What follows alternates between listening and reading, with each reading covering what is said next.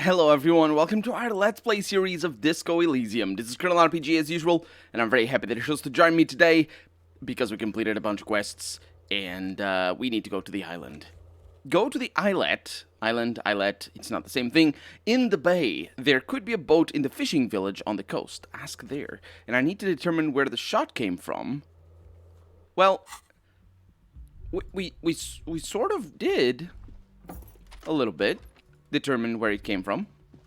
I wonder if I need to pay Garter for me staying here since I got shot.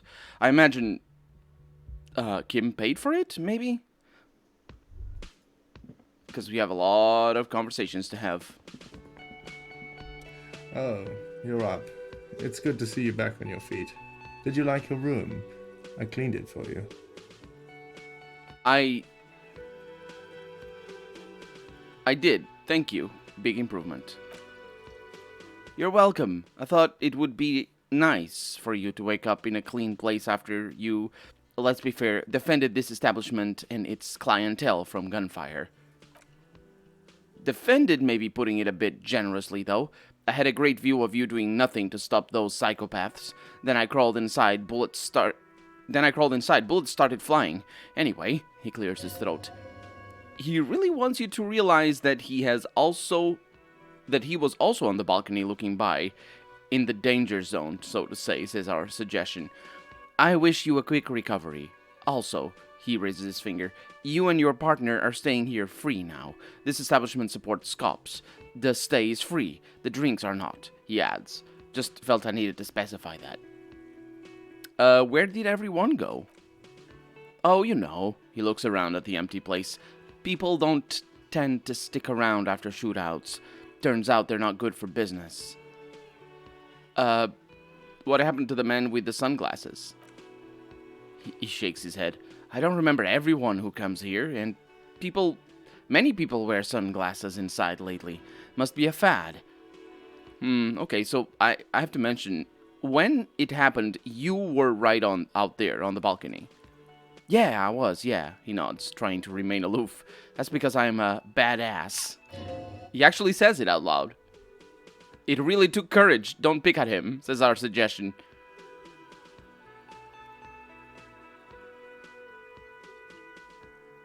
If you say it as two different words like that... Wait a minute. I did notice that it's two words right there, but it isn't necessarily incorrect. But what's funny here is that I can tell that he's saying it as in two words, which you wouldn't be able to tell in speech. So I think this is a joke at, like, you spelled that word wrong or something. It sounds like there's something wrong with your ass. Let's see. I'm gonna just nod stoically. He nods back at you, even more stoically. It's just two badass men. That is the correct conjugation. Just two badass men nodding stoically. On an easy physical instrument check. Thank you, physical instrument. At least you did something right for once. Make that 3. Actually, Kim, the lieutenant, is nodding too. Hands crossed. This is a cheerful moment. I like it. Alright, thanks. No problem. He looks around at the empty establishment. They'll come back. They always do. Yeah, well, but the thing is, what has been and what is not proof of what ought to be, or what will be. I'm still befuddled by this door. And I'm not getting anywhere now that I have bullet holes in my body. Oh my god, everybody did leave. I mean, I suppose... No. We still have somebody over there. I mean, I suppose they died because, you know... Anyway, who's this fella? Hi again, Jerdame. Gender. I don't know that word. I think it is an actual English word. I've seen it used since I saw it in this game. I've seen it used elsewhere. Smoker on the balcony. About this hat I'm wearing. I didn't have this because I wasn't wearing this hat. Oh, no, I did. I shouldn't have asked that. Okay, well, because we had that conversation already. And we have the guy that I stole the thing from. I don't need to talk to him, otherwise he's going to notice. And then we have Elaine. Seeing you approach, the bruised man clenches his fists. Oh, it's you. Didn't think we'd see you walking anytime soon. Elaine, look, it's the cowardly cop. Huh? What? He looks up, his eyes full of confusion, as if he had just woken up from a deep sleep. Our condolences for your losses. Says Kim with a little nod, but the remaining Hardy boys don't seem to register his words.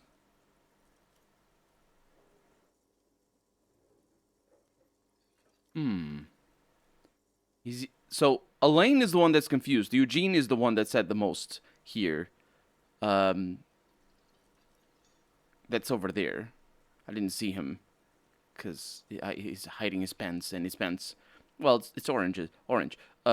Which now, look at it. It's the same orange. They both are wearing the same orange pants, but Kim is wearing an orange jacket.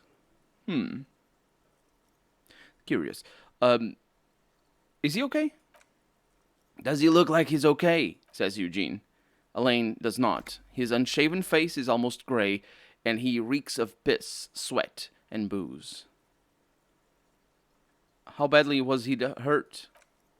He wasn't, that's the thing, Eugene says, sighing heavily. Titus, Theo, Dennis, Angie, they're all gone, but he got away without a scratch. He seems barely able to keep his head up. There's nothing left. Nothing. He has lost the will to live, says our volition. Our empathy says it's survivor's guilt.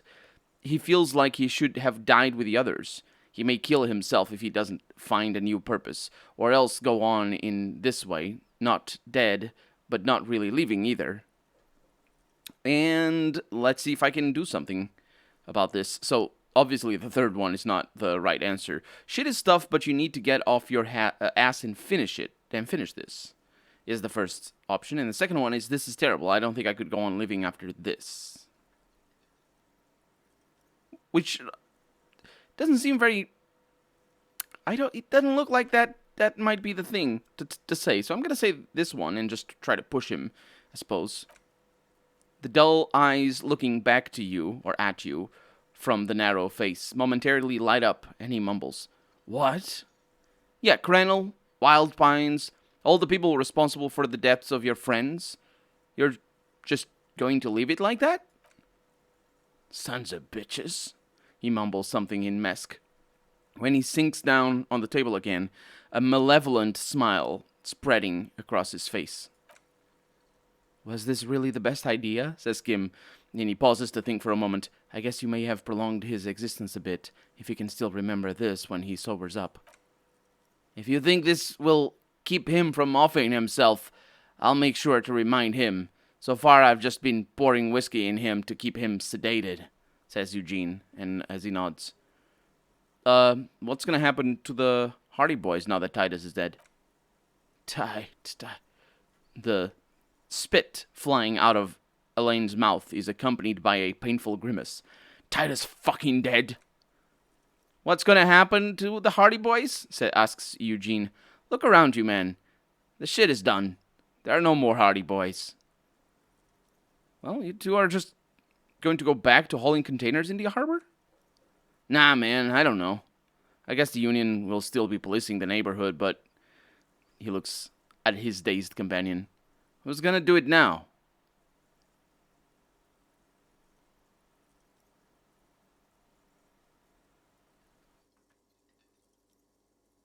I don't know where this is coming from. This could be just me saying, I'm gonna patrol it because I'm the cop and that's my job. Or it could be, I'm gonna stop being a cop and I'm gonna be a citizen's militia member. Sort of thing. But that's not... Either of those options is not really where my character is going, so yeah. I'm gonna say this one. You, Eugene. Me? Nah, man. I'm not a leader. He smiles suddenly. You know, Titus only recruited me because I play the guitar. Said the team could use the morale boost. Sounds like you gotta go with Mr. Outside Hire then. You can do it, Eugene boys. Actually, that's Eugenie boys, which is weird. I'm not really sure why it's written like that. Yeah, Eugene, I'm gonna go with Eugene boys and assume that's a typo. Eugene boys has quite the ring, doesn't it? What? Fuck no. If I'd stay, we'd keep the name to honor Titus. Huh. You're right. Eugene Hardy doesn't sound bad either. Actually, it doesn't. Oh, this is a nice option right here. That's a noble thought. You're going to do all right. No one is born to lead. Titus was. His eyes meet yours. But thanks for the vote of confidence. If I don't stick around, it's all over. So I guess sort of have to now. Yeah, man, you know. Elaine slaps his hand on the table in a sudden burst of drunk enthusiasm. You know, you've got this. You've got this. Eugene looks off to the side, eyes filled with worry.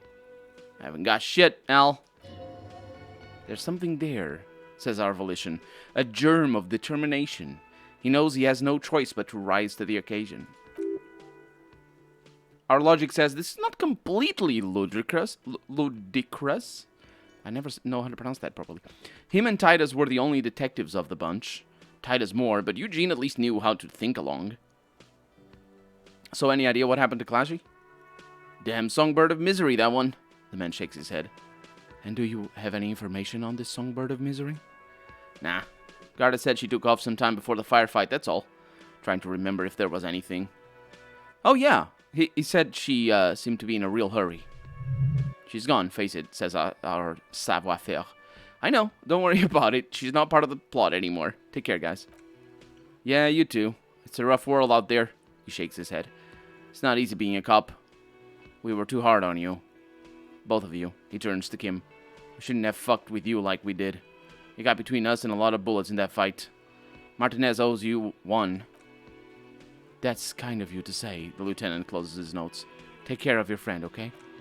I will. You take care of yours. He nods to you. A sharp pain shoots up your side. Oh, that's a heroic failure on our pain threshold. Shoots up your side and into your stomach. You must not look too good. Luckily, it passes. I don't know what that might mean. I don't like sharp pains. Please, what the heck does that... Did something start bleeding inside or something? Or is it just the pains of healing? I don't think that's a real thing. I'm not sure that healing causes pain. I was taught that as a kid. But that's because they wanted to pour alcohol in my scratches and whatnot. And alcohol, you know, medical alcohol and stuff, that hurts. Un jour, je serai de retour, près de toi. One day, I will return to you. I think. Près, I actually don't know what près means. That's a very contextual, it's a very contextual thing. Because après means after. So, I'm just trying to figure out what French words mean. Speed train, Kuno leaving station. Kuno's still here. This boy.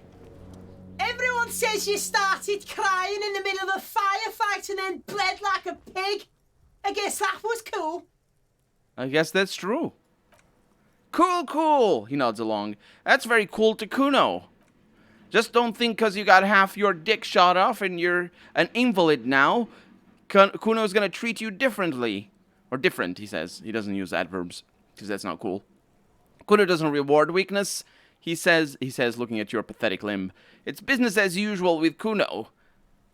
Kuno's cold like that. Did he say cold instead of cool before? Sure. Watch out, pig. It's a dangerous world out there. But Kuno's got his eyes on you. What's that supposed to mean? Kuno starts doing the I got eyes on you gesture repeatedly. Who knows? At least it doesn't poke himself in the eye. Which is a thing that you can do. Don't ask me how I know. You can do it if you do that gesture repeatedly. Man, invalid is a terrible word. Because it works worse It works worse in Portuguese than it does in English, to be honest. Because invalid, I think I might be mispronouncing it. By the way, I don't know where I'm going. This is not it. But I just thought this thing was closed, but it isn't. It's not this door that is closed.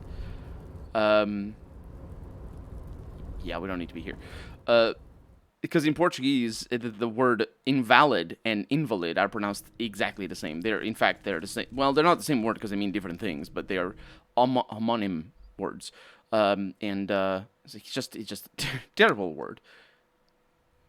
Because, you know, it just makes, you're not valid anymore. You lost your leg. Screw you. Or, I guess, got shot in the dick. That's the one. You got half your dick shot off. That's the one. And now you're not valid anymore. Hey, that half a stump still works. That's all that well, actually, the top bit would... It depends on what you lose, actually, because the glands being at the... Why are we talking about dicks? Let's talk about other things. Hi. Why? Oh, no, that's... I was going to say... why is she here? She's not here. I was thinking of the lady that lost her husband. So we don't need to go this way. And we are sprinting. Hell yeah, we are. What happened? Yeah, but it's not her. She's back home. Where's René? Officer, care to play a game with a lonely old man? The jolliness is gone from Gaston's face. Actually, never mind. It wouldn't be the same. It wouldn't be the same, yeah. I can try this again. Where's René? The prick is gone, he replies, trying to smile. I can barely believe it, but he's really gone. He is trying to retain his jolly facade, but the underlying sadness casts a deep shadow over his wrinkled face.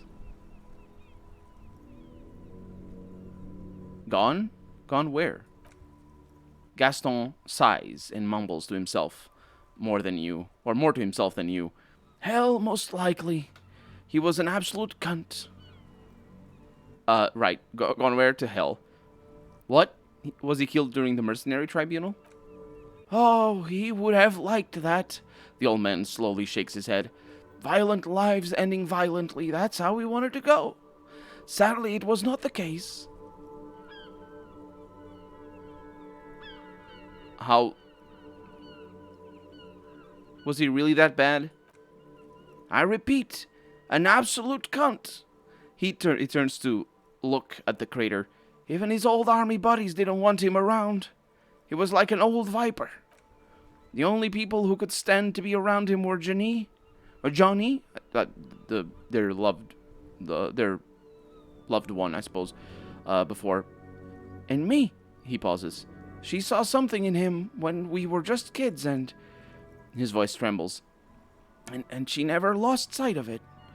And I thought, if the most beautiful being in the world can love him, then there must be something worth holding on to. Did you love him? We've hated each other our entire lives. So much, in fact, that... He falls silent and looks at you, eyes filling up with tears. Yes, I loved that angry prick. He didn't deserve it, but I did.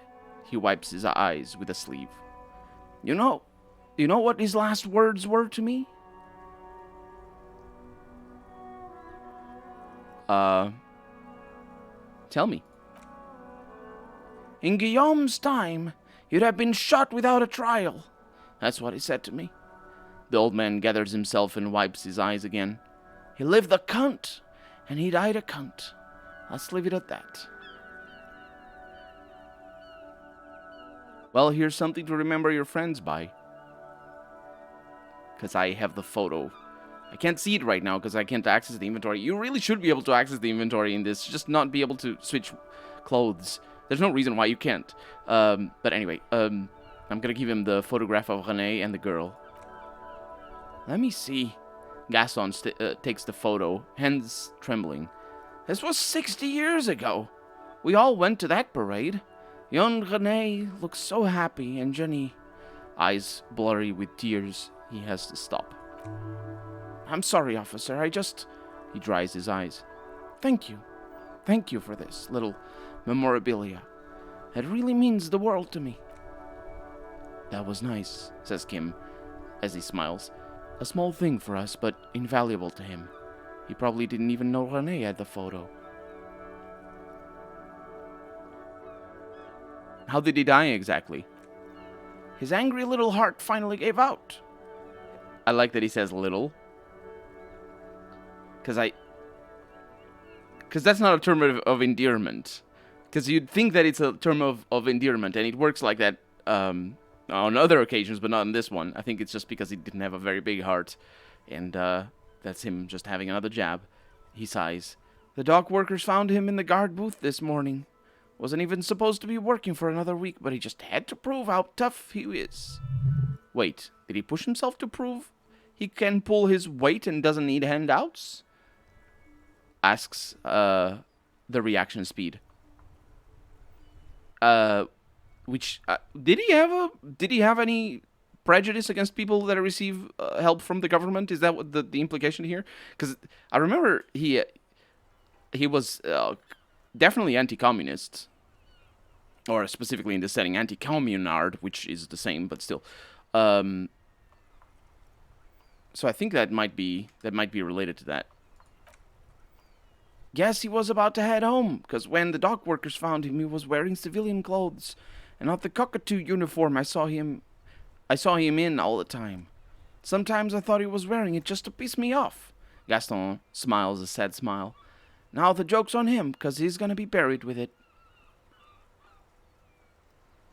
Do you think our conversation about this job pushed him to go out there? No, he replies quickly. René was the most stubborn man in Revachol.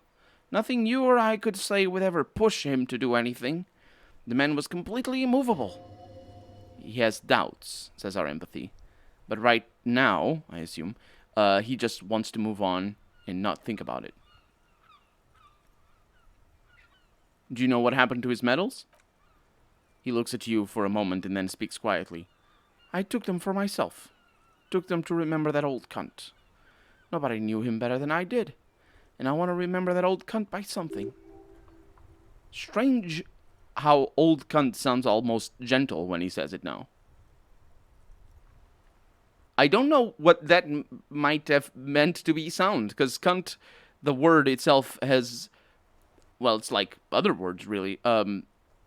They work very differently depending on not only the country that you're in, but specifically the gender, and I think, like, for example, I think in America it isn't. It's a very strong swear word, even when used for men. But, like, for example, as far as I know, like in Australia, it's just a common. It's about as common as bastard, for example, would be, as far as I know, in the United Kingdom. But I think even in the United Kingdom, it's a pretty common insult, or term of endearment as well. Because, you know, even like the word bitch, or it can be a term of endearment. Of course, just like cunt, it has a lot of gender-related connotations. So it's yeah. The swear words are kind of like that. Now that I think about it, there's a lot of swear words that assume different meanings and can be used only in certain contexts to be meant as terms of endearment. So I guess it's up to you, viewer, to decide how you see this, because I can't really have an opinion myself, because I don't speak English for a living. I mean, I don't. Unfortunately, I don't do it for a living. What I mean is, I don't speak. That's not my native tongue. I don't really think we have anything to that extent. Or similar swear words in Portuguese. We have a lot of swear words, but just they're more abstract than. Well, they have their roots in words, but anyway. I offer my sincere condolences. Yes, the lieutenant nods. We are both very sorry for your loss. It is what it is. Part of life, really, he mumbles, only half listening to you. But to know someone for 79 years, and then one day they're just gone. I just don't know anymore about anything, really. He slowly shakes his head, but then remembers your presence. But you must need something.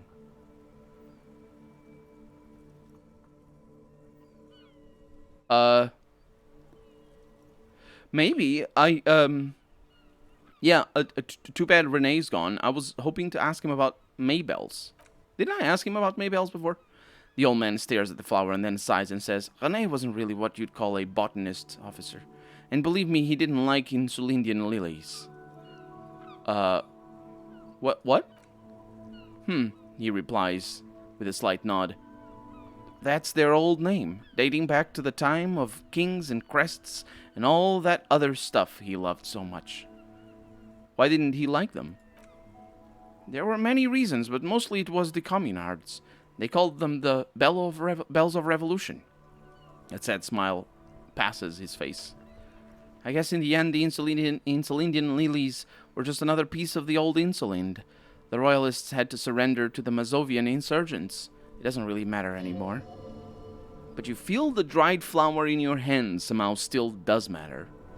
This is pretty important. A challenging success for our inland empire. We only have the flowers because we had a reaction speed success. Holy crap. That's good. That's good. We're gonna get the flowers. The game is back to its old slow frame rates. It wasn't. I don't know why. Anyway, I wonder who wrote this. I imagine it was the Hardy Boys. Anyway, that's it. That's it for the episode. I mean, as I was reading that, I was thinking, like, this world, or well, I suppose this village that we're in, went through 3 revolutions that changed, first from the royals, or from the monarchy to the communards, and then now for the libertarians or whatever they are, for the current status quo. And there's countries in the world, well, there's countries in the world that went through more revolutions than that, to be fair. But there's countries in the world that had, where this probably is based on, probably Latvia is based on this as well. They certainly had kings up until, I want to say, 1920s? The beginning of the 20th century is full of monarchies falling down. Well, now that I think about it, I was going to say that it's hard to relate, but I think it isn't. I just wasn't thinking about it properly. For me, well, it might be harder to relate for other people, but here in Portugal, we had a bunch of revolutions. So we had 1910, when the monarchy fell, and then we had basically a coup d'etat. It's complicated because it's a political coup d'etat in the 1930s, where a fascist regime was instituted. And then we had another coup d'etat, and that one was done by the military and by the people. Nobody died except for 4 people. They got shot. It was basically, it wasn't a violent revolution, but it was still a revolution. 1974, where we took down the fascist regime that we had and instituted a social democracy that lives on to this day, through ups and downs and stuff. Because then there's a new constitution. There's a bunch of new processes and all this stuff like that. So all those revolutions, 1, 2, 3. It's 3 revolutions in a century. In fact, it's 3 revolutions in about 65 years, and that drastically change the way the country works for the people, not just for the government, but certainly for the people, which. I suppose it's more or less what happened in Eastern Europe, but just with completely different political contexts. I say completely different, not really completely different, but at least, well, yeah, completely different, because they didn't go for fascism right after the kings fell or anything. They went for sort of the opposite of that. Still very authoritarian, though, but as far as I know, anyway. But yeah, so maybe it is easy to relate. I just wasn't thinking about it properly. Of course, I didn't live through all those revolutions. It's more I live in a shadow of that context, the shadow that's often easy to miss if you don't learn history, and unfortunately, it is easy to miss. And unfortunately, people don't learn history. So, yeah, Renee is gone, and so is this episode. I'm Colonel RPG, and this has been Disco Elysium. I really hope you've enjoyed it, and if you did, go ahead and leave a comment, like the video if you want to see the next episode come out sooner rather than later. But above all, thank you so much for watching. And I hope I'll see you next episode. Bye-bye.